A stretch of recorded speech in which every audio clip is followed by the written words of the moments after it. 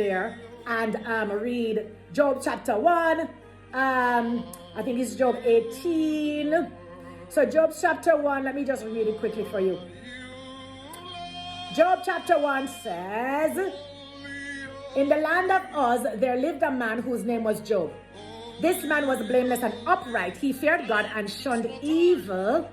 He had 7 sons and 3 daughters, and he owned 7,000 sheep, 3,000 camels, 500 yoke of oxen, and 500 donkeys, and had a large number of servants. He was the greatest man among all the people in the east. The greatest, the most righteous one was the one that was chosen to be tested. His sons used to hold feasts in their homes on their birthdays, and they would invite their 3 sisters to eat and drink with them. When a period of feasting had run out its course, Job would make arrangements for them to be purified. Early in the morning, he would sacrifice burnt offerings to each of them, a burnt offering for each of them, thinking perhaps my children have sinned, and cursed God in their hearts. So what did he do? He asked God to forgive them of their sins. Even though he didn't know what they were doing, he was a good father, right? This was Job's regular custom. One day the angels came to present themselves before Abba Yahweh, and Satan also came with them. Abba Yahweh said to Satan, "Where have you come from?" Satan answered Abba and said, "From roaming through the earth, going back and forth on it." Then Abba Yahweh said to Satan, "Have you considered my servant Job? There is no one on earth like him. He's blameless and upright, a man who fears God and shuns evil. Does Job fear God for nothing?" Satan replied, "Have you not put a hedge around him and his household and everything he has? You've blessed the works of his hands so that his flocks and his herd are spread throughout the land. But now stretch out your hand and strike everything he has, and he will surely curse you to your face." Abba Yahweh said to Satan, "Very well, then everything he has is in your power. But on the man himself, do not lay a finger." Then Satan went out of the presence of Abba Yahweh. One day when Job's sons and daughters were feasting and drinking wine at the oldest son's brother's house, a messenger came to Job and said, "The oxen were plowing and the donkeys were grazing nearby, and the Sabians attacked and made off with them. They put the servants to the sword, and I am the only one who has escaped to tell you." While he was still speaking, another messenger came and said, "The fire of God fell from the heavens and burned up all the sheep and servants, and I am the only one who has escaped to tell you." While he was speaking, another messenger came and said, "The Chaldeans formed 3 raiding parties and swept down on the camels and made off with them. They put the servants to the sword, and I am the only one who has escaped to tell you." While he was speaking, yet another messenger came and said, "Your sons and your daughters were feasting and drinking wine at the oldest brother's house, when suddenly a mighty wind swept in from the desert and struck the 4 corners of the house. It collapsed on them and they are dead. And I am the only one who has escaped to tell you." At this, Job got up, tore his robe, shaved his head. Then he fell on the ground and worshipped and said, "Naked I came from my mother's womb, and naked will I depart. Abba Yahweh gave, and Abba Yahweh takes away. May the name of Abba Yahweh be praised. In all this, Job did not sin by charging God with wrongdoing." Do you hear what's going on there, children? In all of this, it says that Job did not charge God in the wrongdoing. So Job did not blame God for any of this. He fell down and worshipped. How many of you would fall down and worship if all of these calamities happened one back to back to you? I'm listening, because you know you're not going to be worshiping in the midst of this. You're going to be crying and weeping and hollering and saying, "Why me, why me, why me? What did I do to deserve this?" And that's what you're going to be doing. Yes, children. So just like Job, we too are going through a whole lot of stuff, children. The righteous in the earth are going through, and it's not because of what we've done, okay? Job's friends, his companions, came and blamed him and said, "It must be what you've done while you're going through what you're going through. It is the wrath of God that's coming down upon you," okay? And he had to say, like, seriously, you guys are like worthless physicians who whitewash with lies. That's in Job 13:4. It's like, who are you guys anyway? You're supposed to be my friends and you're telling me that's because of what I've done, why I'm going through, what you're going through. How many of you have experienced that? You're going through hardships in life and people around you are saying, yo, you know, it's what you're doing. Sometimes it is what you're doing in a children. You need to watch that and be careful. But for some people, it's not what we're doing. We're just being tested, refined through the fires, through the fiery fire, right? Through the refiner's fire. So, Job in his limitations reasoned, and in his reasoning, his limited reasoning and understanding and his capabilities, he questioned God, okay? He says, God judges people by their deeds if he can just easily change and forgive their behavior. So he's basically saying, why does God judge people by their deeds if he can just change them? He can just stop them from doing wrong, right? By the snap of his fingers, he can just change them, change their heart, change their thought process, change their will. So how can a human truly satisfy God's justice as his ways are mysterious and exceeds human comprehension? God cannot be fooled, children. So Job is saying this in his confession. If God cannot be fooled, it's not like we can talk our way out of things. Okay? We can't do that. So you find yourself in a place, Job found himself in a place where he's deliberating between God, and he's like, yo, just send me to hell. Just send me to Sheol, okay? In a very, very dark place. At this point in time, I have nothing left. It doesn't even make sense I live. Why are you even giving me breath at this point in time? Just put me in Sheol. This is what Job is saying to God. He's having this conversation. So Job now believes that there must be somebody, there must be a witness that can intercede and mediate for him, for his integrity, and say, hey, yeah, man, it's true, Job was a good man. It's not because of what he was doing. It's just that God tested him. So Job is looking for this witness now. Okay? You can find it in Job chapter 16 and Job chapter 19. So how many times have you experienced this, children? People are messing with your integrity. People are saying that you're not a person of integrity, and that is why you're going through what you're going through. And it's like there's nobody to vouch for you, right? There's nobody to witness on your behalf. This is exactly what Job was going through. So we move on now as he's suffering. As Job is going through this and he's asking God all of these questions, God now turns the table and God consoles Job.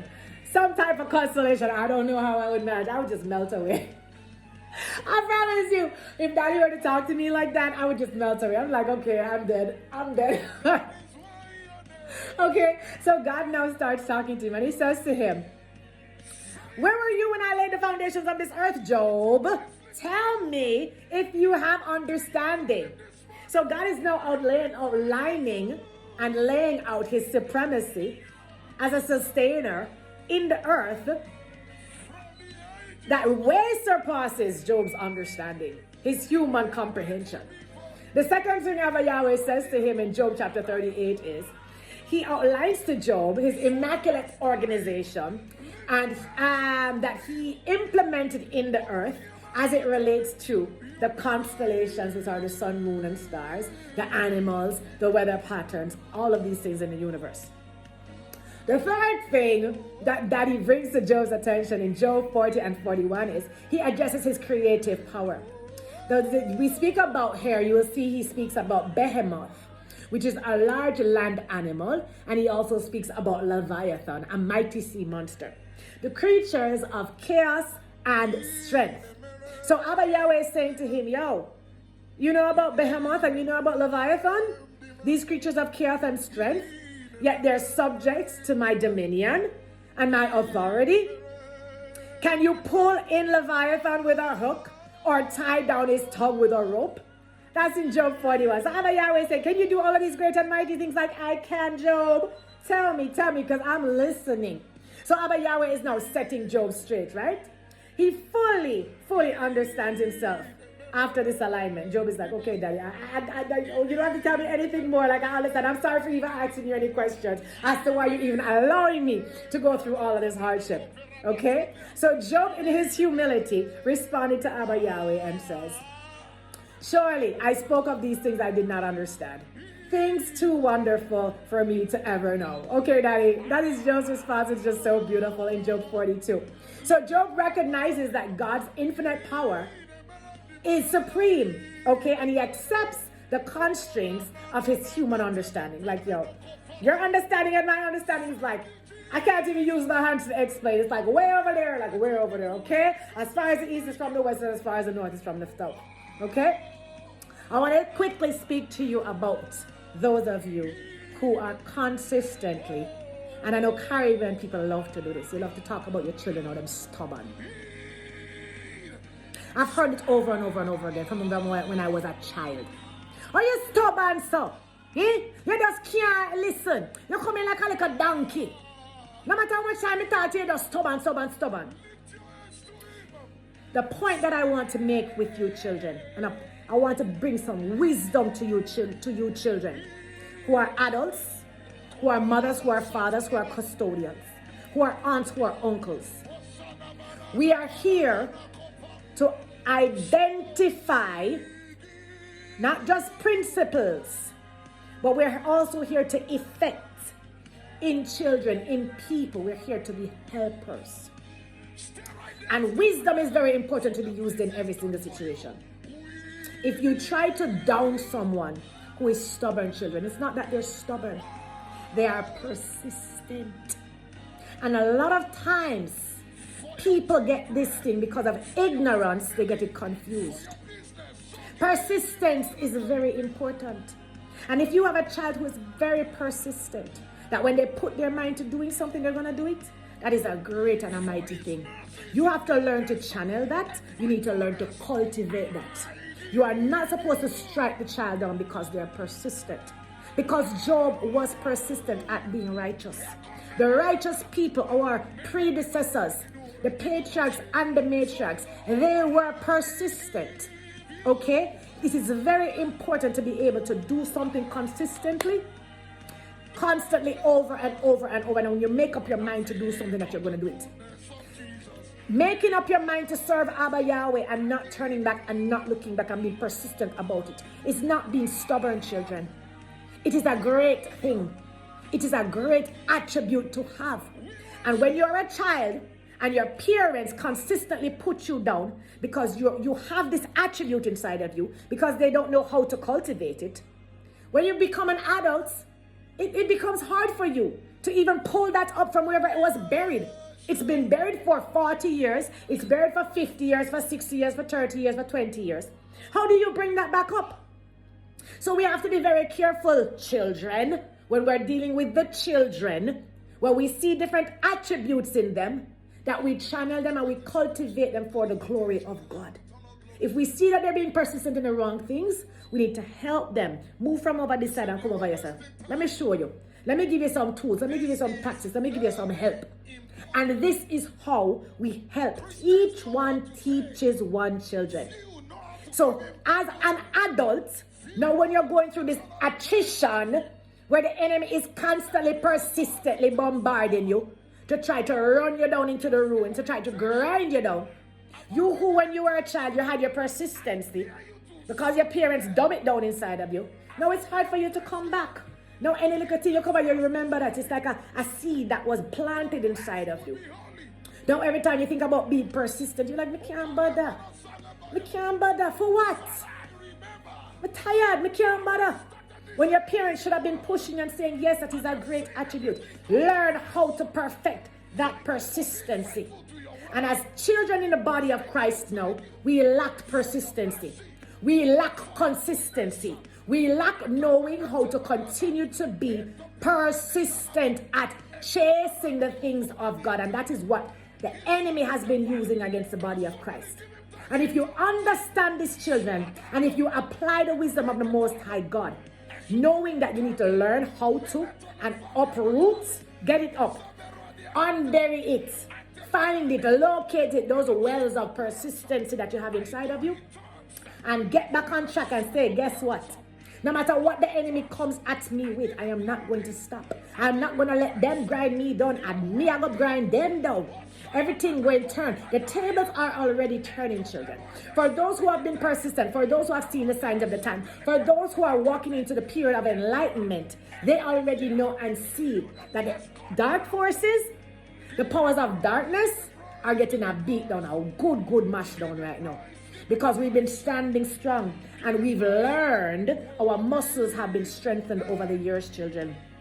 And now we really know how to throw blows.